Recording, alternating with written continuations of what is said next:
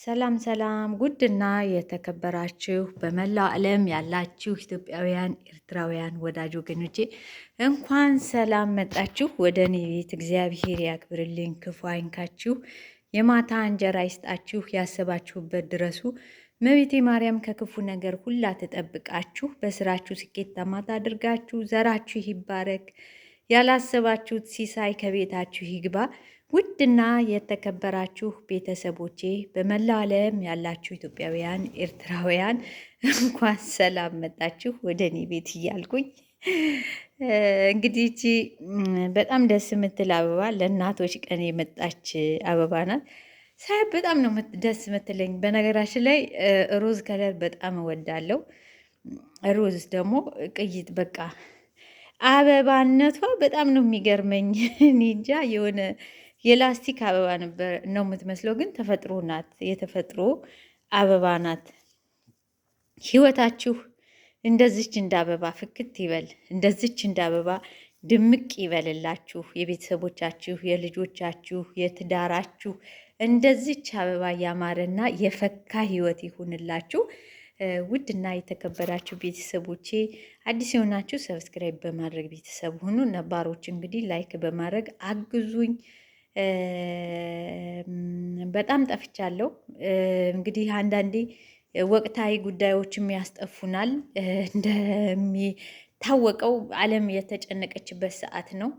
ዓለም የተጨነቀችበት ሰዓት ነው። አሁን ዓለም እየተጨነቀች ያለችበት ዓለም ላይ ያለው ጦርነት ሁሉ እግዚአብሔር አምላክ እንግዲህ በጸሎት ሁላችንንም በሱ በቃል ኪዳኑ ይፍታን።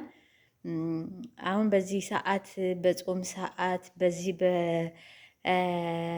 በኩዳዴ ጾም የአብይ ጾም ይባላል አይደል? በዚህ ጾም ውስጥ እንዲህ አይነት ዓለም እየተጨነቀች ያለችበት ፈተና እመቤታችን ቅድስት ድንግል ማርያም ስለ ልጇ ስለ ወዳጇ መከራ የተቀበለችበት ወራት ነው። ይሄ ወራት ማለት ነው ጌታችን ኢየሱስ ክርስቶስ የእሱም መከራ ለእኛ ሲል የተገረፈበት ብዙ ስቃይ የደረሰበት የእንግልት ወራት ነው ይሄ ወራት። እንደዛም ሆኖ ደግሞ በዚሁም ልክ ደግሞ አገር እየተጨነቀች ያለችበት ነው። ዓለም እየተጨነቀች ያለችበት ነው።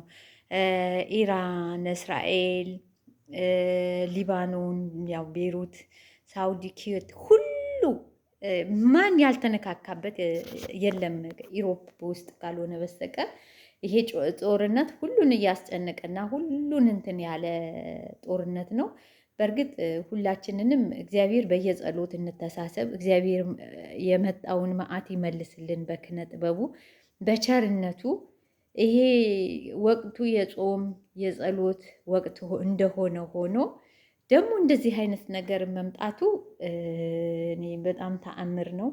ለሁላችንም እግዚአብሔር እንግዲህ ምሕረቱን ይላክልን። ዓለም የተጨነቀችበትን ያስተካክልልን፣ ያረጋጋልን ነው የምለው። ውድና የተከበራችሁ ቤተሰቦቼ እንግዲህ በጣም ጠፍቻለሁ፣ ግን ያው በቃ አንዳንዴ እስኪመጣ ልበልና ሊያችሁ ብዬ ነው። እንደዚች እንደ አበባ ያማረ እንትን ይስጣችሁ፣ ፏ ያለ በጣም ነው የምወዳት ብታዩ። በቃ ለእናቶች ቀን የመጣችሁ ሁለት ነው የመጣው። እንግዲህ እኔም እናት ነኝ፣ ሴትዬም እናት ነች። ልጇ ነች የላከችው። እንግዲህ ለእኔ ይሄ ተሰጠኝ። እሷ ደግሞ ያኛው ዝም ብሎ አበባ ይወዳሉ እነሱ አይደል ውሃ እንትን የሚለው ይሄ እንደዚህ አይነት ለእኔ የተክል አበባ ነው። በነገራችን ላይ እኔ ብዙን ጊዜ ድሮ ምንም አይመስለኝ፣ አሁን ገንዘቡን ቢሰጡኝ እመርጣለሁ። ግን ደግሞ ይሄም ከዚህ የበለጠ ስጦታ የለም። ምን አይነት ነች እንዳትልኝ፣ ይሄ ራሱ ከገንዘብ በላይ ነው ማለት ነው። ለእሷ መጣ ለእኔ መጣ፣ እኔ ከገንዘብ በላይ ነው። ይሄ በጣም የሚያምር አበባ ነው። በነገራችን ላይ ናጊዛ ቦታ ጋር ተኝቷል እና እንደዚች እንደ አበባ ፍክት ያለ ደስ የሚል ህይወት ይስጣችሁ፣ ያማረ ህይወት ይስጣችሁ ቸሩ መድኃኔዓለም።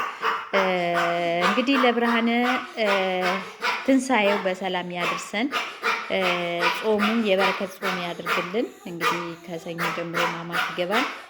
ጾሙን የበረከት ጾም ያድርግልን። በሰላም ይፈታ ጾሙ እላችኋለሁ። ውድድ ነው ማድረጋችሁ፣ ላይክ ማድረጋችሁ እንዳረሱ፣ ሰብስክራይብ ማድረጋችሁን አትርሱ።